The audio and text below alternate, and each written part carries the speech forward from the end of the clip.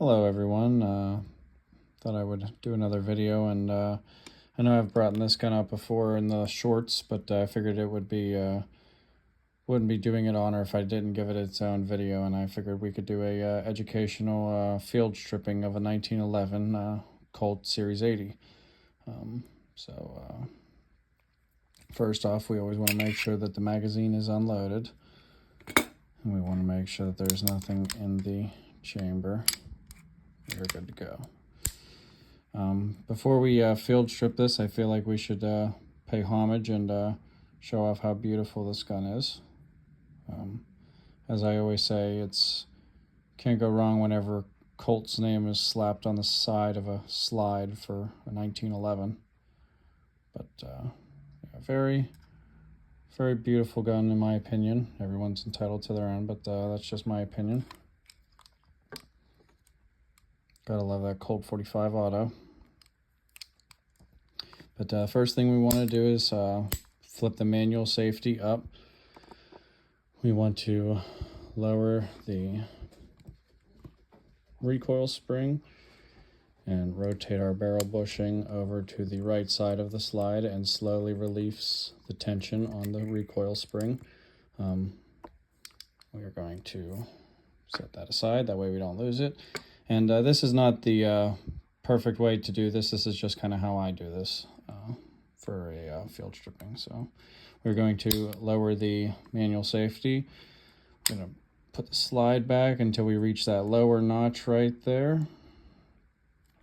Then we're going to push on the other side, bring this out, and voila, comes out. We are also going to set that aside for later use. Then we are going to slide off while holding the barrel and recoil spring underneath. We're going to take this off. And we're going to rotate our barrel bushing other side to where the lug nut is going to be on the bottom half of the slide, but showing up to you if you have it upside down. Pull that out, that way it relieves itself. Then we are also going to pull the barrel out the front of the slide. Set that to the side. Now here comes the little tricky part with the Series 80s. As I said before in this channel, don't always do what I do. I make mistakes, it's like every other human, so this is just how I do it, but I'm not telling you that this is how you should do it. This is just showing you how I do it, and if anybody gets educational, educational ideology out of this, and that's great. But we're going to relieve the, we're going to put pressure on the safety, drop safety.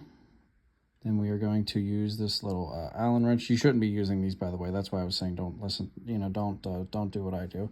But this is just what I have on hand. I'm going to use an Allen key to then push the firing pin all the way in while putting tension on that drop safety. Then I'm going to relieve the drop safety, and then I'm going to relieve the pressure on the recoil, or on the firing pin, excuse me. We're going to lower or lift up on this. We are also going to set this aside for further use. Then you're going to want to put your finger here, that way you don't send your firing pins flying into the ether. Put pressure on that, then your firing pin should come out all the way. You want to keep pressure on your firing pin block. That way you can have full range of motion for your firing pin, or else your firing pin will get locked up in the spring in there. Then you are going to relieve the pressure on your firing pin block. You're going to then rotate your slide clockwise, kind of tap this around a little bit, maybe kind of sometimes you need to give it pressure to kind of relieve that tension on that spring there. Make sure you do not lose either of these little things, very important. And then, since, like I said, this is a Colt Series 80, got hair there, excuse me, Colt Series 80, well, I guess the Series 80 doesn't matter, but since it's a Colt, has the classic internal ejector. I want to take that out for cleaning. And then there you go. That's your basic field strip for a 1911. To put it all back together, you're going to want to put your ejector back in here. And excuse me if I do something off camera for a moment. It's just, you know, a little bit tricky at certain times. I just want to make sure I'm lining things up right. Whenever you're putting your ejector in, you want to make sure it's in there right, because if not, this will get hung up there whenever you're trying to put that in. So that's why I'm saying you want to make sure that your ejector is flush in the back. There we go, flush in the back. That way that does not get hung up. So what we are going to do is we're going to grab this little firing pin block again. Sorry, this is the part where I need to look off camera because it's a little hard to see with my hand covering it. There we go. You want to make sure it's got plunger tension there on the spring. It should feel bouncy. And then you are going to then grab your firing pin.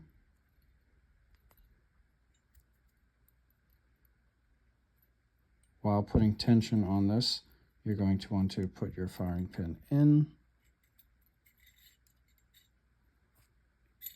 That way it can go in all the way. Now while holding on to that, you're going to use whatever tool you have at hand.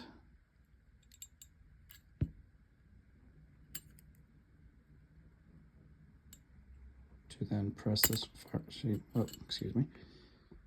then press this firing pin in all the way. And once it's in all the way, you're going to relieve the tension on that. Your firing pin should stay. With your ejector in flush, this should be able to float in freely whenever you're going to put it back in. There it is. And then once that is in flush, you can then release tension. You could still hold your finger here just in case, but release tension by just pressing down on your firing pin block, and then your firing pin should come out. And you can see it protruding right there. Now it's just back to the normal field stripping, but you know, putting it back together. So you're going to want to then put your barrel in from the front again. I like to put the barrel bushing in next, because then that way whenever I'm putting the spring in, it doesn't get all caught up on this. So I put the barrel bushing in first. We'll make sure that lug's pointing up.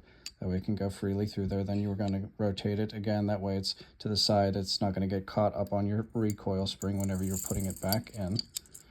Excuse me, I keep getting all my dog hair everywhere. Then you're going to put it back in.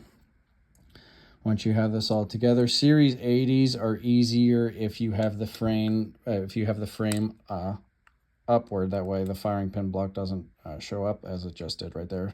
Series 70s are easier to do it like this. That way you don't lose all your barrel and stuff. You could just kind of use momentum and gravity. This way it's easier with the Series 80 with the firing pin block. It's just little minor differences between the two. You are then going to put your frame together, making sure, and I like to hold on to the barrel and the recoil spring here. That way I can maneuver and manipulate that little lug nut there. There we go. I always like to put this in first and then grab a hold of the barrel to make sure I have it captured. We have it captured. So then now all I need to do is just make sure that this is lined up.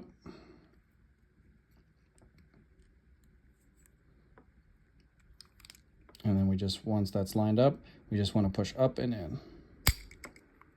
And then you're going to want to push your slide forward, put that manual safety engaged.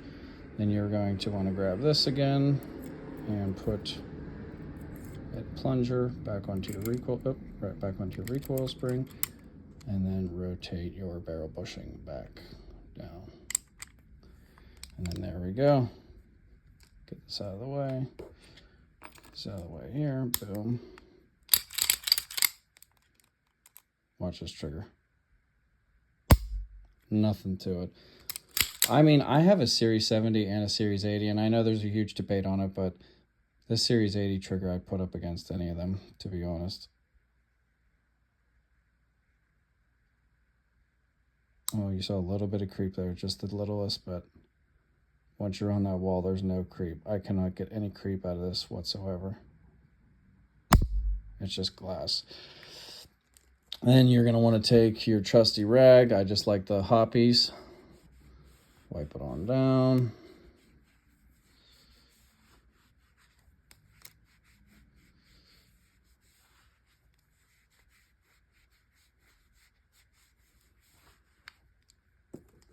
And then look at that beaut. Back in fighting shape. Oh, maybe not. Back in fighting shape.